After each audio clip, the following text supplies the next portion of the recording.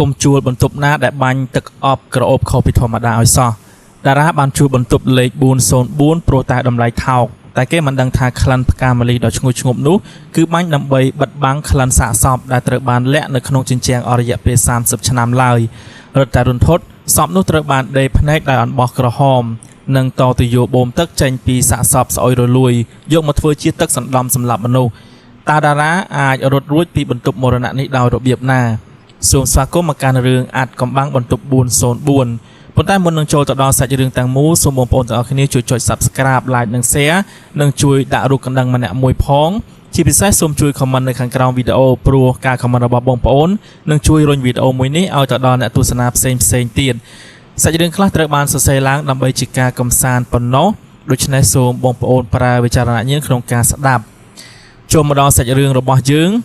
មេឃកំពុងតែស្រទុំខណៈដែលតារាបើកឡានចំណាស់របស់គេចូលទៅក្នុងបរិវេណអគារស្នាក់នៅមួយកន្លែងដែលមានស្ថាបត្យកម្មតាំងពីសម័យអាណានិគមអគារនេះមានពណ៌លឿងស្លេកដែលរបេះថ្នាំជិតអស់ទៅហើយព័ទ្ធជុំវិញដោយដើមជ្រៃធំដែលជះស្រមោលគ្របដណ្ដប់សឹងតែទាំងស្រុងកន្លែងនេះមើលទៅដូចជាស្ងាត់ជ្រងំប្លែកមែនទែនតារារអ៊ូម្នាក់ឯងទាំងដកកូនសោឡានចេញពីឡានប៉ុន្តែដោយសារតែថវិកាមានកំណត់ហើយកន្លែងនេះនៅជិតកន្លែងធ្វើការថ្មីរបស់គេបំផុតគេគ្មានជំរើសក្រៅពីទទួលយកវានោះទេនៅមាត់ទ្វារចូលតារាបានជួបនឹងស្ត្រីចំណាស់ម្នាក់ដែលជាម្ចាស់ផ្ទះឈ្មោះថាយាយម៉ៅគាត់ស្លៀកពាក់អាវប៉ាក់ពណ៌សស្អាតបាតសក់បួងចិត្តប៉ុន្តែភ្នែករបស់គាត់ហាក់ដូចជាមិនសូវព្រិចឡើយនៅពេលដែលសម្លឹងមើលមុខតារាម្ដងមកដល់ហើយឬកូនយាយចាំយូរហើយសំឡេងរបស់យាយម៉ៅស្រាលស្រទន់តែត្រជាក់ដល់ឆ្អឹងខ្នងបាទលោកយាយសុំទោសដែលឲ្យនៅចាំយូរតើបន្ទប់404នៅជាន់ណាដែរតារាសួរទាំងលើកវ៉ាលីរបស់គេចុះពីលើឡាននៅជាន់លើគេបង្អស់នោះកូនកន្លែងនោះខ្យល់អាកាសល្អស្ងប់ស្ងាត់សមសម្រាប់ក្មេងដែលមកធ្វើការឆ្ងាយផ្ទះដូចជាកូនយាយម៉ៅហុចកូនសោដែកបុរាណមួយឲ្យទៅតារារួចបន្តស្នាមញញឹមចម្លែកអូក្នុងបន្ទប់នោះបើកូនធំក្លិនអ្វីប្លែកកុំភ័យអីយាយទើបតែបាញ់ទឹកអប់ផ្កាម្លិះដើម្បីស្វាគមន៍សមាជិកថ្មីតែប៉ុណ្ណោះតារាងក់ក្បាលរួចដើរឡើងទៅជាន់ទី4តាមជណ្ដាលឈើលាន់សូពេលដែលគេឈានជើងជាន់គ្រាន់តែឡើងបានប៉ុន្មានកាំគេហាក់មានអារម្មណ៍ថាមានភ្នែករាប់រយគូកំពុងតែលួចមើលពីក្រោមជញ្ជាំងគេចេះតែឆ្មក់រេភ្នែកសម្លឹងរកមើលតែពុំមាននរណាម្នាក់ក្រៅពីគេឡើយគេដើរលើកវ៉ាលីរហូតដល់ជាន់ទី4នៃបន្ទប់សម្រាករបស់គេនៅពេលដែលតារាបើកសោទ្វារបន្ទប់លេខ404ភ្លាមស្រាប់តែក្លិនទឹកអប់មួយយ៉ាងបានបក់មកប៉ះច្រមុះតារាយ៉ាងខ្លាំងវាជាក្លិនផ្កាម្លិះលាយឡំនឹងក្លិនឈើក្លឹមដែលក្រអូបឈ្ងុយខុសប្លែកពីទឹកអប់សម័យថ្មីវាក្រអូបរហូតដល់ធ្វើឲ្យតារាមានអារម្មណ៍ថាស្រាលខ្លួននិងចង់ដេកលក់ភ្លាមនៅទីនោះក្រអូបមែនជ័យម៉ៅប្រហែលជាបាញ់ទឹកអប់ច្រើនហើយមើលទៅតារានិយាយទាំងដាក់វ៉ាលីចុះគេដើរទៅបើកបង្អួចដើម្បីឲ្យខ្យល់ចេញចូលប៉ុន្តែចម្លែកត្រង់ថាបង្អួចនោះត្រូវបានបិទជិតដោយដៃគោលពីខាងក្រៅនៅក្បែរគ្រែដេកមានទូខោអាវធំមួយដែលឆ្លាក់រូបផ្កាភ្ញីយ៉ាងស្អាតតារាលូកដៃទៅបើកទូទ្វារនោះប៉ុន្តែស្រាប់តែមានទឹកអប់មួយដបធ្លាក់មកដល់លើដីដបនោះបែកខ្ទេចទឹកអប់ពណ៌លឿងខាប់ដូចជាប្រេងបានហូរស្រោចលើឥដ្ឋរំពេចនោះក្លិនដែលធ្លាប់តែក្រអូបប្រែទៅជាឆ្អាបតិចដូចជាមានក្លិនឈាមដែលគេលាយជាមួយផ្កាស្អីគេហ្នឹងតារាអោនទៅជូតតែគេស្រាប់តែឮសំឡេងខ្សឹបម្យ៉ាងចេញពីជញ្ជាំងខាងក្រោយទូខោអាវក្រអូបទេជួយដកដង្ហើមជំនួសខ្ញុំផងតារាស្ទុះងើបឈរទាំងភ័យស្លុតគេក្រឡេកមើលជុំវិញបន្ទប់តែគ្មានមនុស្សសំបីតែម្នាក់ក្នុងកញ្ចក់ទូខោអាវគេឃើញស្រមោលខ្លួនឯងប៉ុន្តែនៅពីខាងក្រោយស្រមោលគេមានដៃស្លេកស្លាំងមួយកំពុងតែលូកចេញពីក្នុងជញ្ជាំងព្យាយាមមកស្ទាបតាមកញ្ចឹងករបស់គេយឺតសម្លេងអ្នកណាគេយាយនិយាយជាមួយខ្ញុំមែនទេតារាស្រែកសួរទៅក្រៅបន្ទប់ព្រោះគិតថាយាយម៉ៅដែលជាម្ចាស់ផ្ទះនិយាយជាមួយគេប៉ុន្តែគ្មាននរណាម្នាក់ឆ្លើយនឹងសំណួររបស់គេឡើយស្រមោលដៃខ្មៅងងឹតដែលអណ្ដែតដូចផ្សែងចេញពីស្រមោលដៃខ្មៅងងឹត ដែលអណ្ដាតដូចផ្សែងភ្លើងនោះនៅតែបន្តលូកមករកតារាហាក់ដូចជាមើលមិនឃើញពីស្រមោលនោះទេគេប្រញាប់ដើរចូលទៅពិនិត្យមើលនៅក្នុងបន្ទប់ទឹកស្រមោលនោះក៏រលាយបាត់ទៅវិញយប់នោះបរិយាកាសក្នុងបន្ទប់404កាន់តែស្ងាត់ជ្រងំខ្លាំងតារាព្យាយាមសម្រាននៅលើគ្រែចាស់ដែលបញ្ចេញសំឡេងលាន់ក៏កាត់គ្នារាល់ពេលគេកម្រើកខ្លួនក្លិនទឹកអប់ដែលភាយចេញពីដបបែកមិនបានហើរតាមខ្យល់បាត់ឡើយប៉ុន្តែវាបានជាប្រមូលផ្ដុំគ្នាអណ្ដែតវិលវល់នៅជុំវិញគ្រែដេករបស់គេដូចជាផ្សែងអាប់ស្ដើងមានអីស្ងាត់ល្អអញ្ចេះស្រួលដេកមិនសូវមានសំឡេងរំខានតារាចាប់ផ្ដើមលងលក់បន្តិចម្ដងក្រោមអធិពលនៃក្លិនផ្កាម្លិះដ៏ឈ្ងុយឈ្ងប់នោះក្នុងសុបិនគេឃើញខ្លួនឯងនៅក្នុងបន្ទប់ដដែលនេះប៉ុន្តែវាមិនមែនជាបន្ទប់ចាស់រិចរិលឡើយវាគឺជាបន្ទប់ដ៏ស្អាតបាតមួយដែលរៀបចំតាមបែបបុរាណនិងមានវាំងននពណ៌សបក់រវិចនៅខាងមុខតុសំអាងគេឃើញស្ត្រីម្នាក់រូបរាងស្រឡូនសក់ខ្មៅរលោងវែងដល់ត្រគាកកំពុងអង្គុយសិតសក់យ៉ាងយឺតនាងកំពុងតែលើកដបទឹកអប់តូចមកបាញ់កញ្ចឹងកនិងកដៃរួចងាកមកញញឹមដាក់តារានាងស្អាតខ្លាំងណាស់មុខមូលដូចពងក្រពើចិញ្ចើមស្ដើងបបោមាត់តូចពណ៌ស៊ីជម្ពូឯច្រមុះស្រួចដូចតារាភាពយន្តតារាសម្លឹងមើលនាងទាំងវង្វេងវង្វាន់តារាដើរចូលទៅរកស្ត្រីម្នាក់នោះពីក្រោយខ្នងនាងប៉ុន្តែសម្រស់ដ៏ស្រស់ស្អាតនោះចាប់ផ្ដើមប្រែប្រួលនៅចំពោះមុខគេស្បែកមុខរបស់នាងចាប់ផ្ដើមឡើងក្រៀមស្វិតសាច់ដុំថ្ពាល់ផតចូលខាងក្នុងនិងភ្នែករបស់នាងប្រែជាស្លក់ជ្រៅបញ្ចេញទឹកភ្នែកមកជាពណ៌លឿងខាប់ក្រអូបទេក្លិននេះគឺជាក្លិននៃជីវិតរបស់ខ្ញុំនាងខ្សឹបដាក់តារាទាំងដៃស្លេកស្លាំងរបស់នាងលូកមកចាប់ដៃគេជាប់តារាភ័យស្ទើរតែដកដង្ហើមមិនដល់គ្នា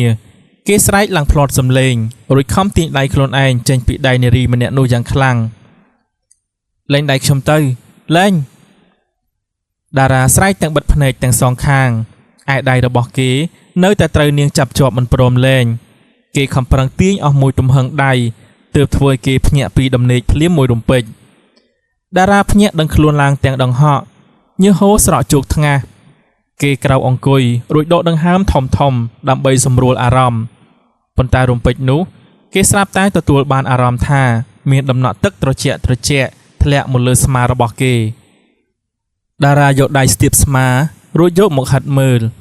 វាគឺជាក្លិនទឹកអប់ផ្កាម្លិះដ៏ខ្លាំងក្លានោះឯងគេងើបមើលទៅខាងលើដំបូលផ្ទះប៉ុន្តែគ្មានស្នាមលិចជ្រាបទឹកអ្វីទេ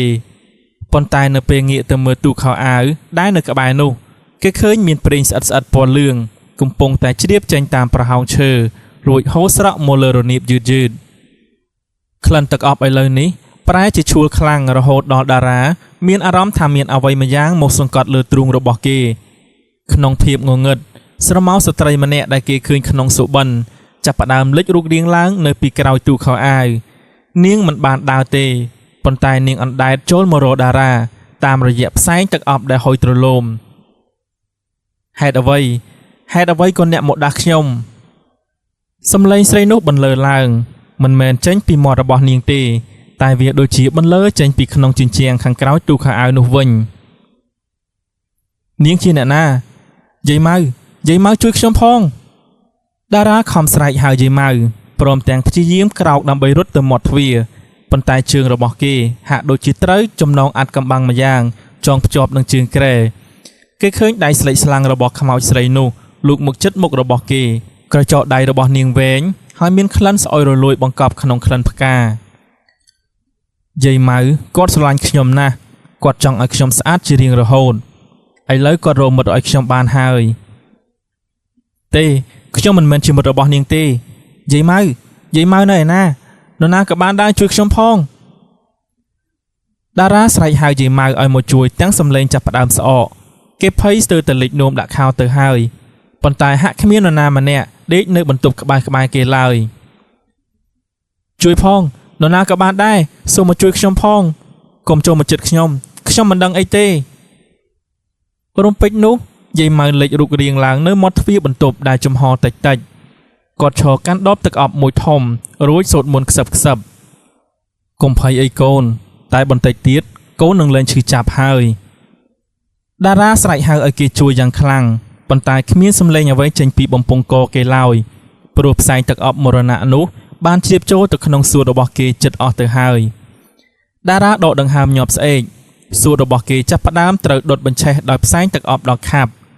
ក្នុងខណៈដែលដៃស្លេកស្លាំងរបស់វិញ្ញាណស្រីនោះជិតនឹងប៉ះកញ្ចឹងករបស់គេតារាបាននឹកឃើញដល់ខ្សែកព្រះដែលម្ដាយរបស់គេធ្លាប់ពេលឲ្យនឹងកគេខំប្រឹងប្រើកម្លាំងរបស់គេទាំងអស់គ្រោះវាដៃទៅទង្គិចនឹងថោផ្កាក្បែរក្រែឲ្យធ្លាក់បែកសំឡេងវត្ថុបែកបានធ្វើឲ្យមុនសណ្ដំថយចុះមួយរំពេចតារាដឹងខ្លួននឹងមានសតិឡើងវិញគេស្ទុះក្រោកពីក្រែទាំងត្រដាបត្រដួសគេចផុតពីការចាប់បង្ខាំងរបស់ស្រមោលអរូបគេក្រឡេកទៅមាត់ទ្វារឃើញយាយម៉ៅកំពុងតែឈរសូត្រមន្តទាំងភ្នែកបិទជិតយាយឯងចង់ធ្វើអីខ្ញុំចេញទៅតារាស្រែកទាំងភ័យខ្លាចរួចស្ទុះទៅរុញទូខោអាវឈើនោះឲ្យដួលផ្ងាមកម្ខាងដើម្បីរកច្រកចេញតាមជញ្ជាំងដែលលាន់សម្លេងខ្សឹបមុននេះនៅពេលដែលទូខោអាវនោះត្រូវបានរុញចេញតារាសង្កេតឃើញថាជញ្ជាំងឈើនៅពីក្រោយនោះមានសភាពប៉ោងខុសពីធម្មតាហើយមានស្នាមប្រេះដែលហូរចេញនៅទឹកពណ៌លឿងខាប់ជះក្លិនផ្កាម្លិះស្អុយអាសោចចេញមកយ៉ាងខ្លាំងដោយគ្មានជំរើសនឹងដឹងថាទ្វារចេញត្រូវបានជាម៉ៅសូត្រមន្តបិទដោយមន្តអាគមតារាក៏ចាប់យកជើងកាមេរ៉ា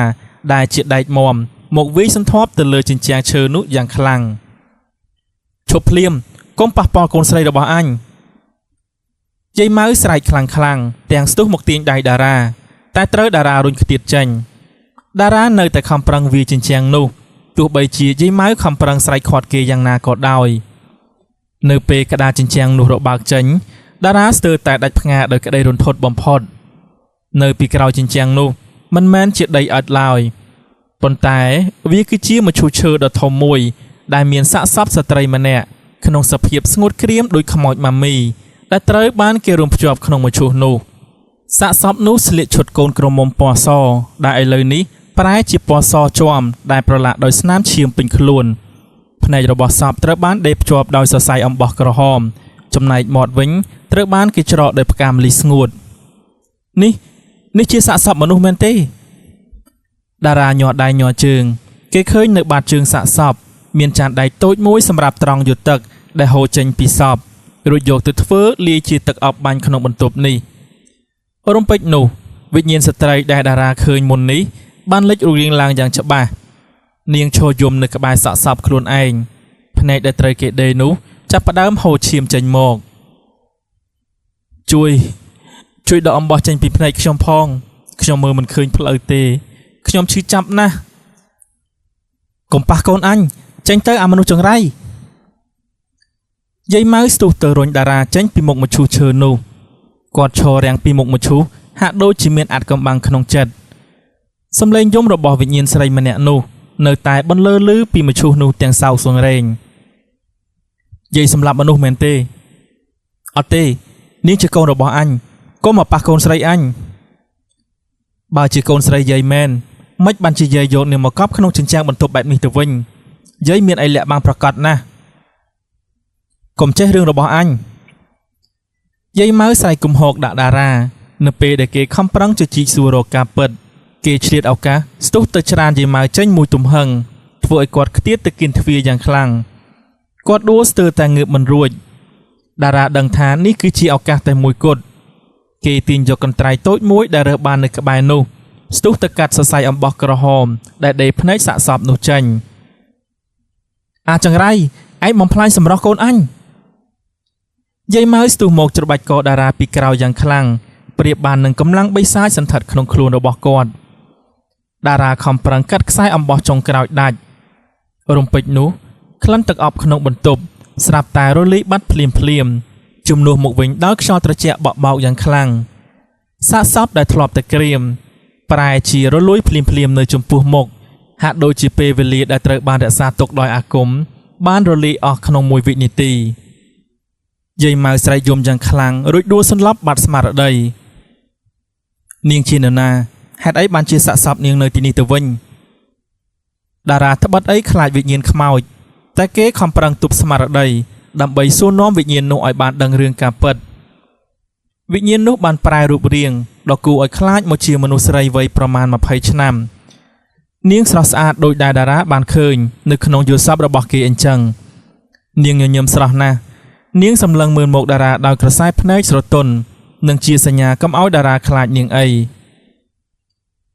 កាលពីជាង30ឆ្នាំមុនខ្ញុំជាមនុស្សស្រីម្នាក់ដែលមានសម្រស់ស្អាត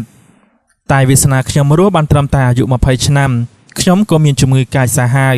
ហើយត្រូវស្លាប់ទាំងវ័យក្មេងយាយម៉ៅជាម្ដាយរបស់ខ្ញុំពិតមែនគាត់មិនអាចទទួលយកបានពីការស្លាប់របស់ខ្ញុំទើបគាត់រៀនមន្តអាគមដើម្បីឃុំវិញ្ញាណនិងរក្សាសាកសពខ្ញុំនៅទីនេះ30ឆ្នាំមុនអញ្ចឹងខ្ញុំនៅមិនទាន់កើតនៅឡើយទេមែនហើយខ្ញុំនៅក្នុងជញ្ជាំងនេះជាង30ឆ្នាំហើយខ្ញុំយំអង្វរខ្ញុំឈឺចាប់តែគាត់មិនព្រមឲ្យខ្ញុំទៅណាឆ្ងាយពីគាត់ឡើយអរគុណណាស់ដែលឯងមកជួយខ្ញុំពេលបានសំណេះសំណាលជាមួយវិញ្ញាណនោះតារាហាក់ដូចជាបាត់អស់ភាពភ័យខ្លាចគេក៏បន្តថាសូមឲ្យជាតិក្រោយនាងមានអាយុវែងជាងជាតិនេះហើយសូមឲ្យសម្រស់រាងនៅតែស្រស់ស្អាតដូចជាតិនេះទៀតខ្ញុំនឹងធ្វើបុណ្យឧទ្ទិសកុសលឲ្យនាងរាល់ថ្ងៃកុំយកទោសពៃម្ដាយខ្ញុំអីបានទេវិញ្ញាណស្រីនោះអង្វរតារាខ្ញុំមិនអាចកាច់សេចក្តីអ្វីបានទេព្រោះរឿងនេះជារឿងរបស់ប៉ូលីសខ្ញុំដឹងថាគាត់ស្រឡាញ់នាងហើយនាងក៏ស្រឡាញ់គាត់តែទង្វើរបស់គាត់មិនអាចគេចពីទោសបានទេតែកុំបារម្ភអីខ្ញុំនឹងមិនប្រាប់ប៉ូលីសពីរឿងដែលគាត់ធ្វើបាបខ្ញុំឡើយអរគុណឯងណាស់អរគុណជាលើកចុងក្រោយវិញ្ញាណស្រីនោះវិចារចប់ក៏ងើបមុខសម្លឹងមើលតារាទាំងស្នាមញញឹមចុងក្រោយរួចរលាយបាត់ទៅជាផ្សែងពណ៌សមិនដល់1ម៉ោងផងកម្លាំងសមត្ថកិច្ចបានទៅដល់បន្ទប់404នៅពេលដែលប៉ូលីសវាយគំទេចជញ្ជាំងទាំងស្រុងពួកគេទាំងអស់ស្ទើរតែខ្ទប់ជ្រមុះមិនទាន់ក្រៅពីសាកសពកូនស្រីរបស់យាយម៉ៅដែលតារាបានឃើញនោះនៅមានឆ្អឹងមនុស្ស2-3នាក់ទៀតដែលត្រូវបានគេច្រកទុកក្នុងចន្លោះជញ្ជាំងដូចគ្នាពួកគេគឺជាអ្នកជួលបន្ទប់មុនដែលបានបាត់ខ្លួនដោយគ្មានតម្រុយយាយម៉ៅត្រូវបានគេរកឃើញថាកំពុងតែអង្គុយសោតក៏ក្អឹកម្នាក់ឯងក្នុងបន្ទប់ងងឹតដៃទាំងពីរអោបដបទឹកអប់ជាប់គាត់បានឈួតវង្វេងទាំងស្រុងដោយមាត់រអូពាក្យថាកូនអញស្អាតណាស់កូនអញក្រអូបណាស់គុំយកទឹកអប់ចេញពីកូនអញអីតាមការស៊ើបអង្កេតបានឲ្យដឹងថាកូនស្រីយាយម៉ៅបានស្លាប់តាំងពី30ឆ្នាំមុនដោយសារជំងឺចម្លែកហើយយាយម៉ៅដែលជាគ្រូអាគមម្នាក់មិនអាចទទួលយកបានពីការបាត់បង់ទើបប្រើមន្តអាគមដើម្បីរក្សាសម្រស់សពកូនរបស់គាត់ឲ្យនៅដូចមនុស្សរស់ប៉ុន្តែមន្តនេះត្រូវការដង្ហើមមនុស្សរស់ដើម្បីចិញ្ចឹមឲ្យក្លិននៅតែក្រអូបទើបគាត់តែងតែរកអ្នកជួលបន្ទប់ណាដែលនៅម្នាក់ឯងមកធ្វើជាចំណីដ៏អាត់កំបាំងនេះយាយម៉ៅត្រូវបានគេបញ្ជូនទៅកាន់មន្ទីរពេទ្យវិកលចរិតប៉ុន្តែយប់ដំបូងនៅទីនោះមានរឿងរ៉ាវចម្លែកបានកើតឡើង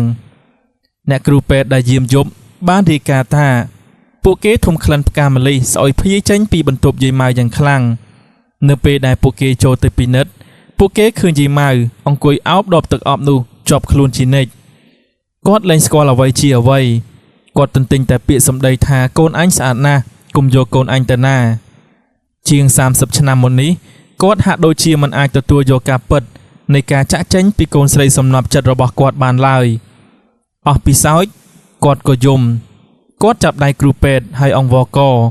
កុំឲ្យពេទ្យយកកូនស្រីរបស់គាត់ទៅណាអីគាត់មិនអាចរស់នៅដោយគ្មានកូនគាត់បានឡើយកុំយកនាងទៅអីខ្ញុំសូមអង្វរខ្ញុំមិនអាចរស់នៅដោយគ្មានកូនស្រីរបស់ខ្ញុំបានទេតារាបានត្រឹមតែលួចមើលពីក្រៅបន្ទប់របស់យាយម៉ៅគេអាណិតគាត់តែមិនដឹងថាជួយគាត់យ៉ាងណាបានត្បិតអីគាត់មិនបានប្រាប់ប៉ូលីសពីគំនិតយាយម៉ៅដែលចង់សម្លាប់គេនោះទេតែយាយម៉ៅនៅតែមានទោស